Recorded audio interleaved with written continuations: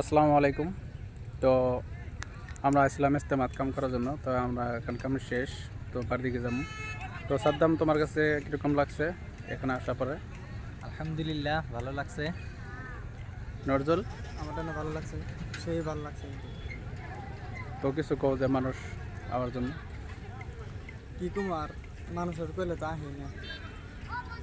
তো সবাই যেরকম জিনতি কাম করুক, এরকম আজকাল যে কাম করে শান্তি লাগছে, এরকম কোন শান্তিটা পাইনি। সেই ভালো লাগছে কাম করে। আর এরকম কাম করার জন্য আল্লাহ গান করে আমিন জায়গায় জায়গায় যেন যা করবার পাই, আমিন। এমনি কইলাম আমি।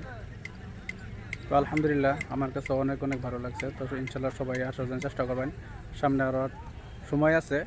তো এই সময়টা গেলে কিন্তু আমরা আর পাম না, আর কিন্তু সবাই চেষ্টা করবেন আসার জন্য।